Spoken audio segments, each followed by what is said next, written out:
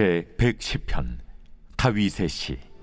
여호와께서 내 주에게 말씀하시기를 내가 내 원수들로 내 발판이 되게 하기까지 너는 내 오른쪽에 앉아있으라 하셨도다.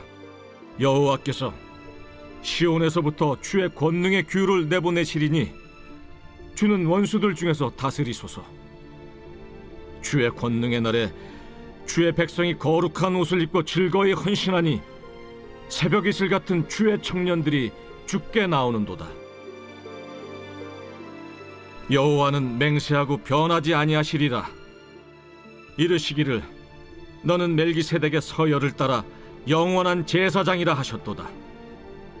주의 오른쪽에 계신 주께서 그의 노하시는 날에 왕들을 쳐서 깨뜨리실 것이라.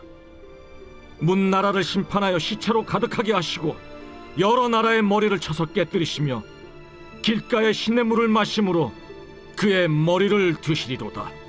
시편 110편은 재앙시로 분류되는데 신약에서 예수님을 언급할 때 많이 인용되는 시이기도 합니다. 그래서 루터는 이 시를 가리켜서 예수님을 노래하는 시편이라고 말하기도 하였습니다. 시는 1절부터 3절, 4절부터 7절에서 총 두 부분으로 나눌 수 있는데 각 단락마다 하나님이 말씀하시는 것으로 시작됩니다. 1절에서 하나님은 내 주에게 내 원수들이 너의 발판이 될 때까지 너는 내 오른쪽에 앉아라 라고 말씀합니다. 여기서 내 주는 왕을 말하는 것으로 신약에 와서는 예수 그리스도로 해석합니다. 오른쪽은 제2인자의 자리로 하나님의 권한을 위임받는 자리입니다. 원수들이 발판이 되는 것은 완전한 굴복을 말하는 것입니다. 2절에서 하나님은 시온에서부터 주의 권능의 규를 보내십니다. 시온은 예루살렘을 말하지만 상징적으로 하나님이 계신 곳을 말합니다. 하나님은 그곳에서 권능을 상징하는 규를 1절에 내 주께 들려보내어 원수들이 가득한 이 땅을 다스리게 하십니다. 3절에서 주의 권능의 날은 하나님께서 보내신 주가 권능의 규를 가지고 이 땅을 통치하시는 그 날을 가리킵니다. 구약에서 다윗과 같은 왕이나 메시아가 오셔서 다스리는 날을 생각했을 것이고, 신약에는 주님이 오신 초림이나 다시 오실 재림의 날로 이 날을 해석합니다. 또한 초림과 재림 사이에 여전히 역사하시는 주님의 임재와 통치의 시점으로도 볼 수 있습니다. 또한 이 권능의 날은 원수와 싸우는 전쟁의 날입니다. 그때 주의 백성들이 거룩한 옷을 입고 나옵니다. 이것은 여호사밧 왕이 군대 앞에 거룩한 예복을 입혀 찬양하던 자들을 세우신 것을 떠올리게 만듭니다. 이들은 칼이나 방패가 아니라 하나님을 찬양함으로 전쟁에 나가 승리하는 이들입니다. 즐겁게 헌신하니는 하나님을 위한 전쟁을 준비하는 것을 말합니다. 내 사랑하는 하나님께서 나를 부르셨구나 라는 것에 대한 감사와 주님께서 전쟁에서 반드시 승리할 거라는 기쁨이 전쟁을 준비하는 이들을 즐겁게 합니다. 마치 운동 경기에서 승리하는 경기를 보는 것만큼 재밌는 것이 없는 것처럼 우리는 하나님께서 임하신 전쟁에 즐겁게 참여할 수 있는 겁니다. 그리고 이 전쟁에서 승리한 자들은 새벽 이슬과 같은 주의 청년들입니다. 새벽 이슬은 매일 필요한 물기를 식물에 제공함으로 풍성함을 줍니다. 청년들은 왕성한 활동력을 가지고 순수하게 주님의 일을 행하며 나아갑니다.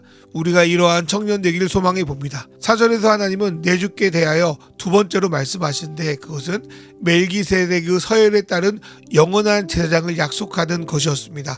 본래 하나님은 다윗에게 영원한 왕조를 약속하셨습니다. 그러나 다윗 왕조가 바벨론에게 무너짐으로 그 언약이 깨어진 것처럼 보였습니다. 그런데 하나님은 다윗의 자손에게서 나온 내 주에게 출애굽부터 제사장으로 이어진 아론도 아닌 계보가 없는 멜기세덱의 서열에 따라 영원한 제사장을 주겠다고 약속하셨습니다. 원래 멜기세덱은 창세기에서 나오는 살렘의 왕으로 아브라함을 축복하는 하나님의 제사장으로 언급됩니다. 그리고 히브리서는 예수님께서 이 멜기세덱의 반차를 따른 왕이자 제사장으로 칭함을 받았다고 선언하는데 오늘 우리가 읽은 시편 110편의 말씀을 염두에 두고 쓰여진 것으로 보입니다. 예수님은 우리를 영원히 통치하시는 왕이자 우리를 하나님께로 인도하는 영원한 제사장이 되십니다. 또한 5절에서 하나님의 오른쪽에 계신 주님은 주의 날에 하나님의 나라를 대적했던 왕들을 깨트릴 것입니다. 여기서 품는 노는 감정적 차원의 노가 아니라 불의하고 악한 이들을 향한 합당한 표현을 의미합니다. 특별히 앞선 시편 109편에서 하나님은 궁핍한 자의 오른쪽에 서서 이들을 구원할 거라고 말씀하셨는데, 이 오른편에 계신 주께서 원수들을 치신다는 것은 이 가난하고 궁핍한 이들을 억압했던 자들을 무너뜨리겠다는 선언과도 같습니다. 특별히 하나님은 그 나라의 머리로 표현되는 대표자들을 심판하십니다. 이들의 권력은 자신의 힘이 아니라 이 땅을 잘 다스리라고 하나님께 위임된 권세이기 때문입니다. 신약에서 포도원을 맡은 농부가 그 역할을 수행하지 못하고 주인에게 반역했을 때 하나님이신 주인이 이들을 진멸하신 것처럼 악으로 이 땅을 다스리는 이들을 하나님이 심판하겠다고 하시는 것이 오늘 시편 110편 5절과 6절의 말씀인 것입니다. 7절의 말씀은 그 당시 전쟁의 승자는 점령의 땅에 있는 시냇물을 마심으로 승리를 선포했다고 하는 데에서 유래된 것 같습니다. 하나님께서 이 깨어진 땅에 오셔서 이러한 모습으로 승리를 선언하실 그날을 우리는 소망해 봅니다. 오늘 우리는 이 말씀을 통해 우리에게 오신 메시아 예수를 묵상하게 됩니다. 다윗의 자손이며 우리의 왕이자 제사장 되시며 우리에게 구원의 승리를 주실 뿐 아니라 이 땅을 새롭게 다스리고 통치하실 그 예수의 날을 소망합니다. 그러면서 우리가 주님의 날까지 새벽 이슬과 같은 청년이 되기를 소망해 봅니다. 나이가 젊어서가 청년이 아니라 주님을 의지하며 주님과 같은 마음을 공유하며 그가 있는 곳마다 새로운 활력을 불어넣는 그런 청년들이 되길 소망하며 오늘 묵상을 마칩니다. 이 시간 주신 말씀 생각하며 기도로 나아갑니다.